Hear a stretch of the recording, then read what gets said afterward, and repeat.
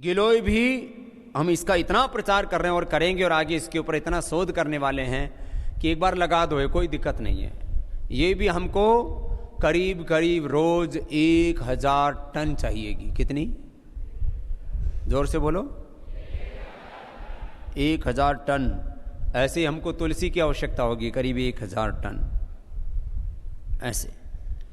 ऐसे करीब जो है इतना आवश्यकता होगी वो खूब।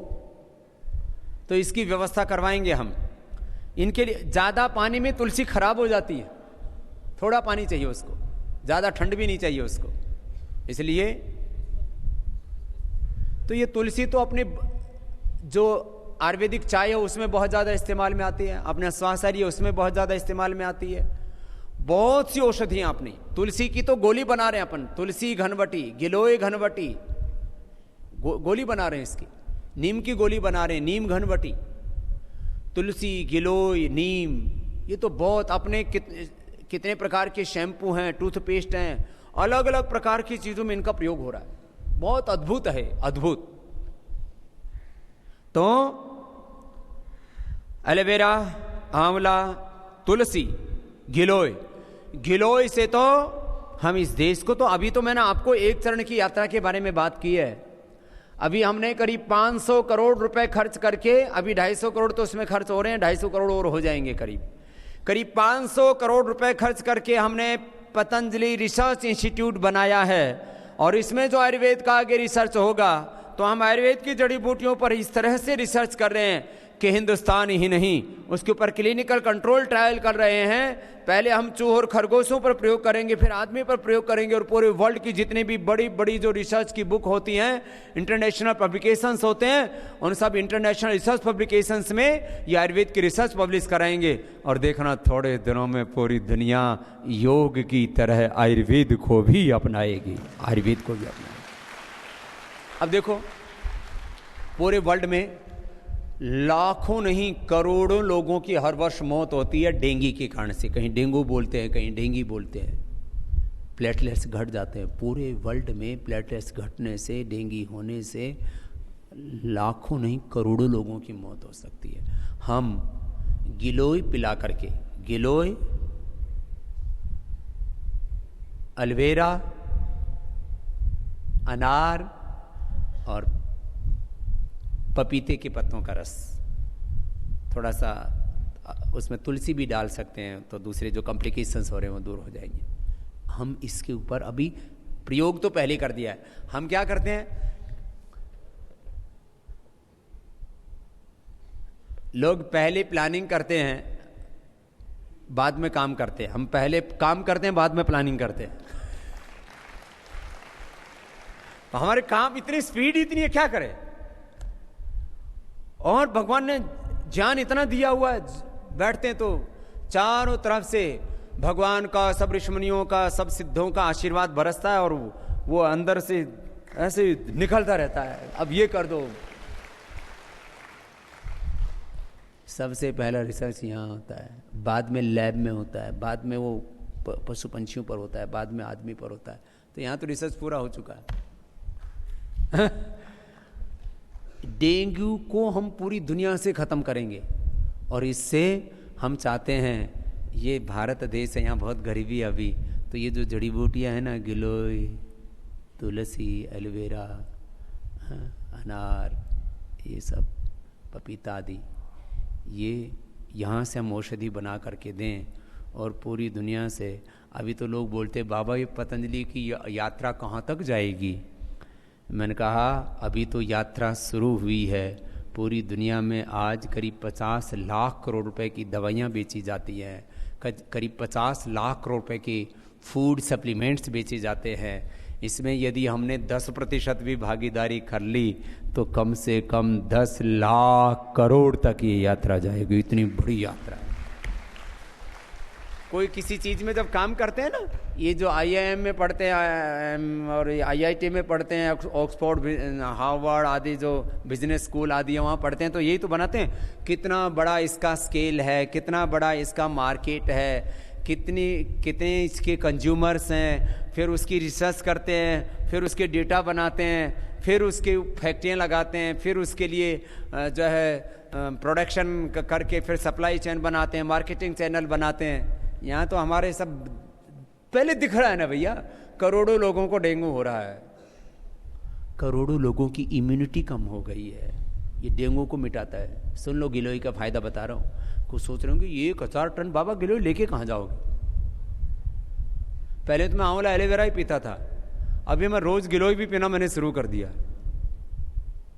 बोले बाबा जी आपने क्यों पीना शुरू कर दिया? मैं कोई बुढ़ा थोड़ी होना चाहता हूँ। तो जो गिलोय पिएगा वो अमृता, वो बीमारी से मरेगा नहीं और जल्दी बुढ़ा नहीं होगा, 100 साल तक तो होगा नहीं। ये आंवला, ये एलोवेरा, ये गिलोय, ये सब हमें बुढ़ा होने से बचाते हैं। अब पूरी दुनिया एंटी एजिंग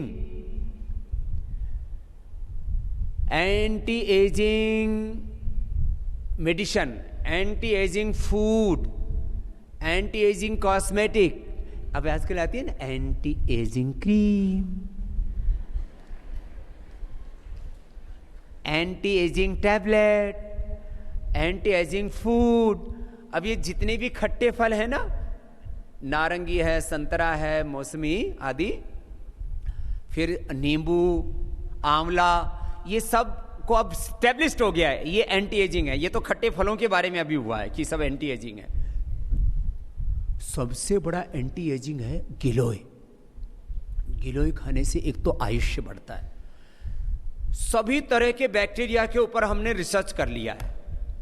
जितने भी बैक्टीरिया हैं, जितने भी वायरस हैं, उनके रोकथाम की जितनी ताकत गिलोय में है उतनी ताकत शायद दुनिया की किसी औषधि में नहीं है।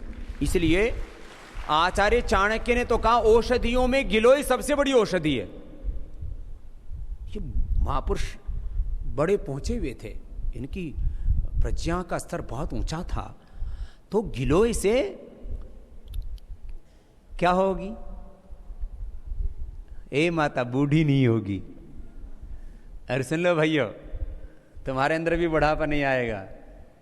रोज गिलोय पियो, उसका कूट करके और रात को भिगो दो पानी में और सुबह उसका जूस पका करके पी लो। तो पकाने से ना कुछ उसमें से जो तत्व रह जाते हैं अंदर वो भी निकल जाते हैं। पका के पी लो, नहीं तो ऐसे ही चबा के दातुन की तरह चबा के पी लो, रस पी लो और ऊपर का जो उसका फाइबर है उसको फेंक दो। ओह जबरदस्त एंटी एजिंग है ये। अगली बात, इससे इम्यूनिटी बहुत जबरदस्त बढ़ जाती है। आजकल ना इम्यून सिस्टम वीक हुआ पड़ा है। थोड़ी सर्दी लगे तो नाक बहने लगते हैं, जब बलगम जम जाता है। थोड़ी गर्मी लगे तो बैठे बैठे गर्मी गर्मी है, तेरे की गर्मी गर्मी। गर्मी बहुत लगती है, सर्दी बहुत लगती है, और थोड़ा सा कुछ पानी पी लिया तो दस्त।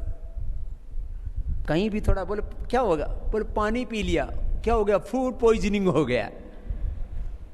ऐसा आदमी का इम्यून सिस्टम होना चाहिए जैसे भैंस तालाब का पानी पीती है, कुछ भी नहीं होता है? हमारा इम्यून सिस्टम ऐसा होना चाहिए। वैसे इम्यूनिटी अलग अलग इन्वायरमेंट में भी डेवलप होती है। सुनो, आपको इस तरह का पुरुषार्थ करना है। या हमने गिलोय को याद किया तो ले आओ, ये गिलोय है, हमने ये गिलोय पीना शुरू कर दिया। कुछ सोचते होंगे बाबा जी ने नया कार्यक्रम क्या शुरू किया। देखो ये ऐसा, इसको उबालने के बाद ना इसका ऐसे कलर हो जाता है, बिल्कुल थोड़ा सा हरितमा लिए हुए, तो ऐसे इसको पी जाओ, कड़वा भी नहीं लगता है।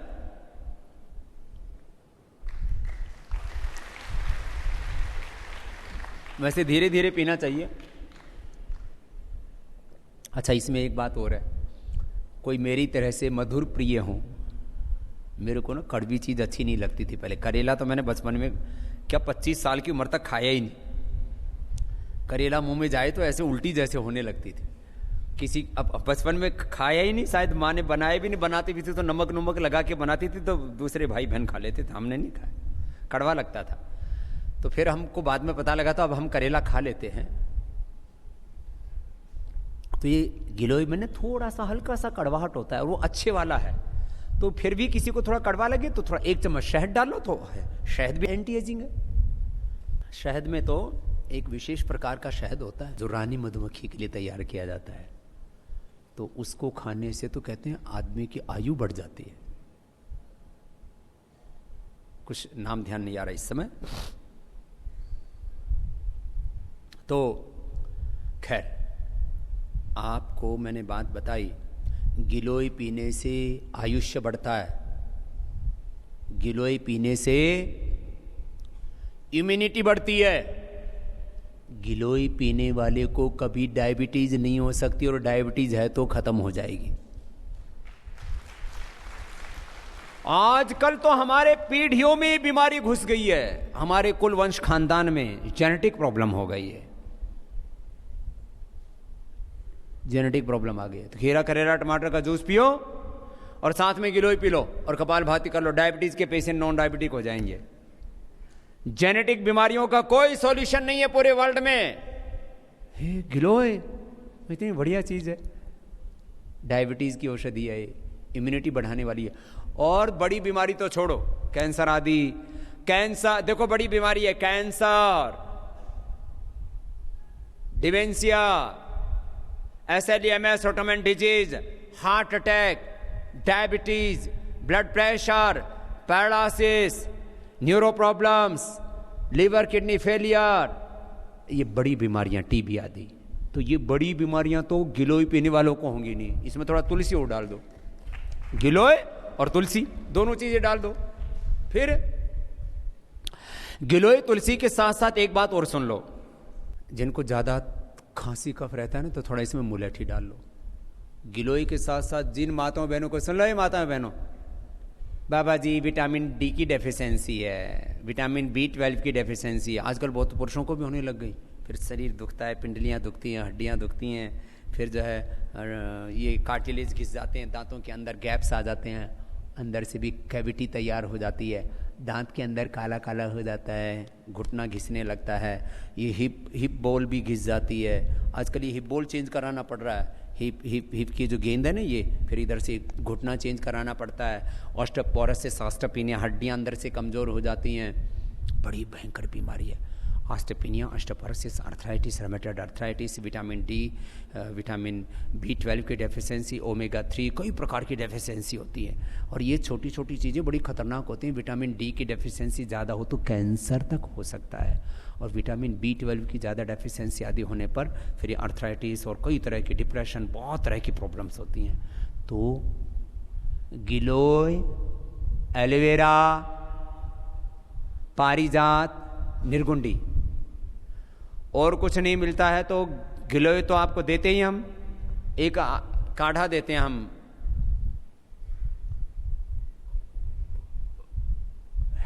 जो है वातारी जो चूर्ण है, और एक वह काढ़ा है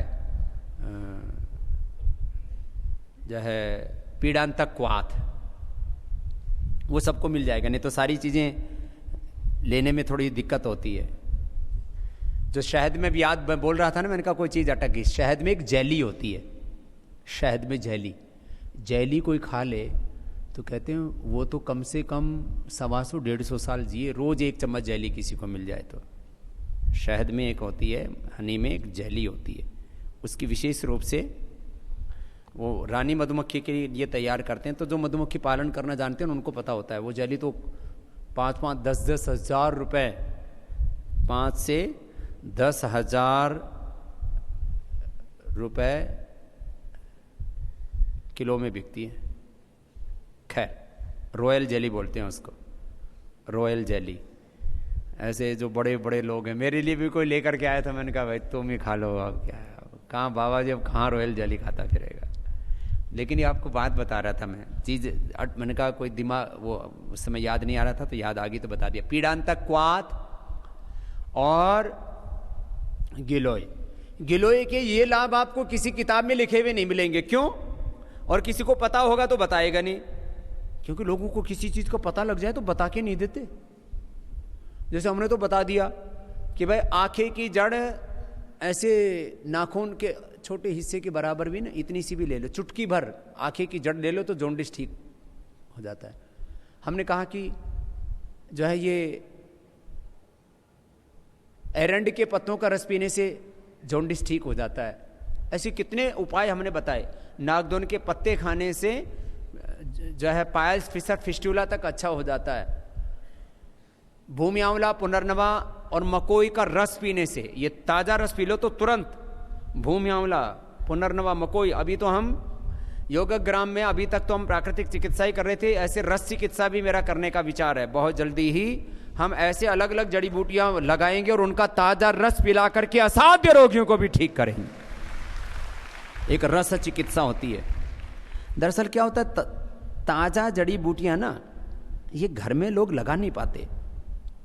जैसे मैंने आपको, अब यदि हम खाली एक हॉस्पिटल खाली लीवर के लिए खोल दें, हम खाली जैसे सुपर स्पेशलिटी हॉस्पिटल होते हैं ना, आजकल हजारों लोगों को हेपेटाइटिस है पूरे देश में। देखा जाए तो उस दिन मुझसे बहुत बड़े लीवर के जो डॉक्टर बता रहे थे, करीब पता नहीं 3 से 5% लोगों को हेपेटाइटिस है पूरे देश में।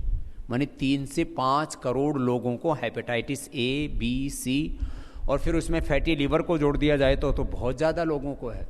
Fatty liver, hepatitis A, hepatitis B, hepatitis C. और ये पिला दो क्या, भूमि आंवला,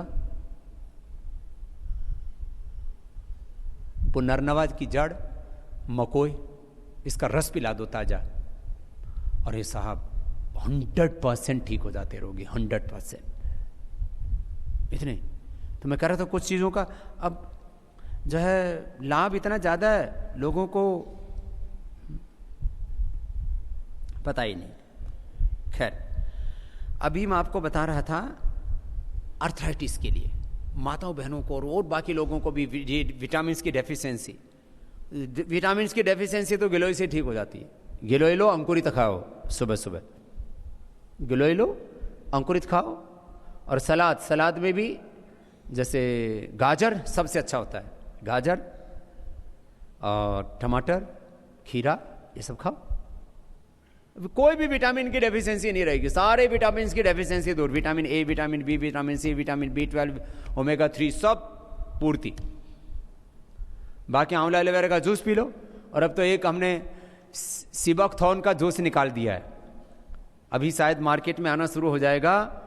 सिबकथॉर्न का जूस, 5 रुपए का जूस पी लो और कोई विटामिन की कमी नहीं। आंवले से कई 100 गुना ज्यादा उसके अंदर विटामिन होता है, इतना जबरदस्त।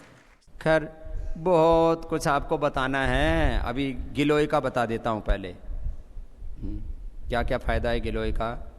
अभी मैं बता रहा था माताओं बहनों, आर्थराइटिस के लिए आप ये 5 चीजों का जूस पी लेना। आर्थराइटिस के लिए मैं कुछ उपाय बताऊं तो आपको, क्योंकि तो बताना है ना, 3 बीमारियां सबसे ज्यादा बड़ी हैं, एक वात की, दूसरी पित्त की, तीसरी कफ की। तो एक तो वातारी चूर्ण, अब एक पीड़ांतक क्वाथ आपको मैंने बता दिया, इसमें तो सारी चीजें मिल जाती हैं। पीड़ांतक क्वाथ 1-2 चम्मच। फिर जहां जो मिल जाए आपको, कहीं पर आपको मिल जाता है पारिजात, पारिजात को हार श्रृंगार भी बोलते हैं। उसमें सफ़ेद फूल आते हैं, उसकी जो डंडी होती है वो केसरिया रंग की होती है। पूरे देश में लोग बड़ा शुभ मानते हैं तो घरों में लगा लेते हैं। पारिजात, निर्गुंडी, निर्गुंडी आपको कल दिखा देंगे। निर्गुंडी बहुत अच्छी औषधि होती है, उसमें 3 या 5 पत्ते होते हैं, ऐसे बहुत खड़ी रहती है, पूरे हिंदुस्तान में हमने देखी है। निर्गुंडी, एलोवेरा, गिलोय, और इसमें जूस में थोड़ा सा अदरक, थोड़ा सा हल्दी मिला सकते हैं। हल्दी, ताज़ा हल्दी बहुत मिलती है, ये ताज़ा हल्दी, और इसमें थोड़ा सा मेथी, मेथी भिगो करके उसको मेथी डाल दो, या और कुछ नहीं होता है तो थोड़ा सा उसमें अदरक, थोड़ा सा हल्दी, थोड़ा सा जो है मेथी का पाउडर, मेथी। ये आर्थराइटिस के लिए रामबाण औषधि बता दी आपको। माने जिनके हाथ ऐसे टेढ़े मेढ़े हो जाते हैं, प्राणायाम करें और ये औषधि ले लें। आपने कितने लोगों को देखा यहाँ पतंजलि योगपीठ में। वात पित्त के लिए सबसे अच्छा है एलोवेरा का जूस, लौकी का जूस, अंकुरित। एलोवेरा जूस पीने से 100% माने पित्त की बीमारी और स्किन की सब प्रॉब्लम्स तो 100% सॉल्व हो जाती हैं। और कफ के लिए तो हम कितने प्रकार के प्रयोग बताते हैं, दूध में हल्दी ले लो, शिलाजीत ले लो, प्राणायाम कर लो, च्यवनप्राश ले लो, कई प्रकार के प्रयोग हैं। खैर, तो मैं कह रहा था गिलोय रामबाण है, मोटापा कम करती है, वात रोगों को दूर करती है, किसी भी तरह का सर्दी जुकाम बुखार, बड़ी बीमारियों से लेकर के ये सर्दी जुकाम बुखार तो कई लोगों को बार बार हो जाता है, साल में 2 या 3 बार तो सभी को होता है, और उससे कम हमारा 6-7 दिन खराब होता है। आपको 3 बार यदि साल में सर्दी जुकाम बुखार हुआ तो कितने दिन खराब हो गया आपका? 1 महीना। अरे 1 महीना तुम सर्दी जुकाम बुखार में खराब कर दे तो 1 महीना तुम योग करोगे और कराओगे तो तुम भी तर जाओगे और तुम्हारे कुलवंश भी तर जाएंगे, तुम्हारी पीढ़ियां तर जाएंगी। बीमार होने में कितना समय खराब होता है हमारा। मैं तो कहता हूं मैं तुम्हारा समय लेता नहीं हूं, मैं तुम्हें तुम्हारा समय, स्वस्थ समय देता हूं और उसमें से थोड़ा सा लेता हूं। एक आदमी यदि बीमार होता है तो औसत उसका साल 15 दिन से 1 महीना वो उसका समय जाता है। तो 15 दिन से 1 महीना आप पूर्णकालिक कार्यकर्ता की तरह योग के लिए समय दिया करो। आपको बहुत बड़ा सौभाग्य दिया है परमात्मा ने कि योग के राह पर चल पड़े, नहीं तो पता नहीं जिंदगी में कहाँ दुर्व्यसनों में, बीमारियों में, बुराइयों में और अंधेरे में जिंदगी उलझ करके रह जाती है। कितना बड़ा सौभाग्य है। बीमार होने से अपना कितना समय, शक्ति, हमारा धन नष्ट होता है, इसका मूल्यांकन करना कभी। बीमार होने से कितना धन, कितना समय और कितने जीवन की बर्बादी होती है, इसका मूल्यांकन करो। और ये हमने ये इससे आपको बचा दिया है। खैर, तो मैं गिलोय के बारे में बता रहा था। गिलोय के कितने फायदे हैं, इसको तो इसका हम कैंसर से लेकर के, गिलोय शत का उपयोग तो कैंसर से लेकर के, सामान्य बुखार से लेकर के, बच्चों की इम्यूनिटी बढ़ाने से लेकर के, छोटे छोटे बच्चों को बहुत तरह की प्रॉब्लम हो जाती हैं, हड्डियों की कमजोरी से लेकर के। ये गिलोय की डंडी के अंदर एक सफ़ेद रंग का एक स्टार्च होता है, तो वो लेने से हड्डियाँ, जैसे हमारे हड्डियों के अंदर भी तो ये स्टार्च ही तो है, ये जो हमारे जो कैल्शियम है, फास्फोरस है, ये सब प्लाज्मा है इसके अंदर। ये हमारी हड्डियों का अंदर का स्टार्च कम हो गया तो फिर हड्डी अंदर से खोखली हो जाती हैं, जैसे दीमक लग जाती है, उसको ऑस्टोपेनिया, ऑस्टोपोरोसिस बोलते हैं। खैर, तो गिलोय खाओ, बहुत ज़बरदस्त चीज़ है। तो मैं कह रहा था आपको, गिलोय का खूब प्रचार करो, तुलसी का खूब प्रचार करो। तुलसी तो हर घर में लगाओ। सुबह उठ करके जैसे घर में देखो 8-10 औषधियाँ घर में लगा के रखो। अकरकरा लगा के रखो तो अकरकरा का फूल, और जब उसकी जड़ तैयार हो जाए तो जड़ मुंह में चबा लो, 100 साल तक दांत अच्छे रहेंगे। नीम का पौधा लगा दो गमले में और उसको बस पत्ते खाते रहो। दांतों के लिए तो फिर बड़ा नीम चाहिए, तो घर में बड़ा है, घर आंगन बड़ा है तो आप, खुला आंगन है तो नीम का पेड़ वहीं लगा लो, और किसी ज्योतिषी की ज़्यादा सुनने की ज़रूरत नहीं है। ये ज्योतिषी भी बड़े उखाड़ पछाड़ मचाते रहते हैं, कहीं से कहेंगे ये तुम्हारा, ये नीम यहाँ लगा हुआ है, ये आखा यहाँ लगा हुआ है, ये चीज़ यहाँ लगी हुई है, ये चीज़ यहाँ है, पानी यहाँ है, बाथरूम यहाँ है, दरवाज़ा इधर है, खिड़की इधर है, पता नहीं क्या क्या बहकाते रहते हैं। हमने कभी ये नहीं देखा कि खिड़की, दरवाज़ा, पानी, आग किधर है। हमने देखा कि हमारा मुख भगवान की ओर है, हम भगवान की अभिमुख है।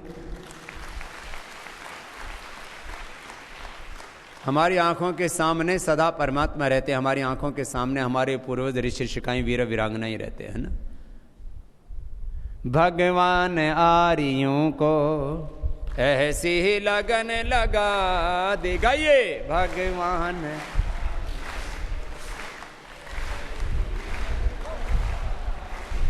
वैदिक धर्म की खातिर, हाँ वैदिक धर्म की जीना इन्हें सिखा दे। वैदिक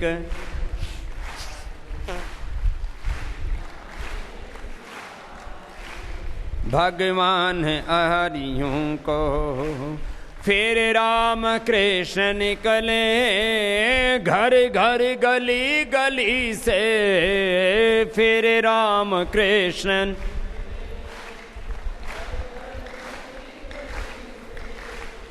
अर्जुन व कर्ण जैसे योद्धारण स्थली से अर्जुन व कर्ण, योद्धारणास्थली से भीष्म से ब्रह्मचारी, और भीम महाबली से गौतम कणाद जैमिनी, और ऋषिवर पतंजलि से, ऋषिवर पतंजलि से फिर से कोई दयानंद, हाँ फिर से कोई दयानंद, जैसा ऋषि दिखा दे फिर से कोई दयानंद, जैसा ऋषि दिखा दे भगवान आर्यों को, ऐसी लगन लगा दे वैदिक धर्म की खातिर, हाँ देश और धर्म की खातिर, मिटना इन्हें सिखा दे देश और धर्म की खातिर, जीना इन्हें सिखा दे भगवान हरियों को। बोले भारत माता की।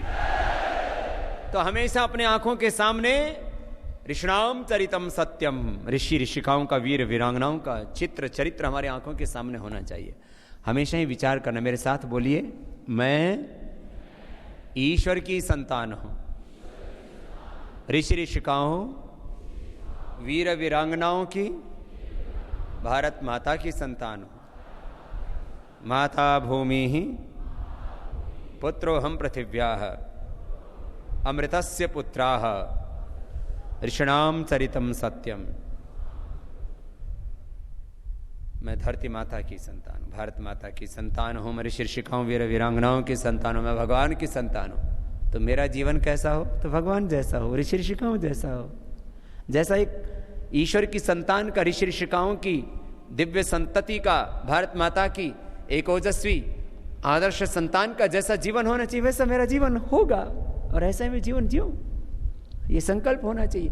ये हमारा माइंडसेट, हम जो कुछ करते हैं वो किसे करते हैं? हमें जैसा हमारा माइंडसेट होता है, जैसा हमारा विचार होता है, वैसे ही हमारी वाणी, वैसा ही हमारा व्यवहार, वैसा ही हमारा आचरण, वैसे हमारा स्वभाव। इसलिए मैं कहता हूँ, जैसा होगा हमारा विचार वैसा होगा हमारा संसार।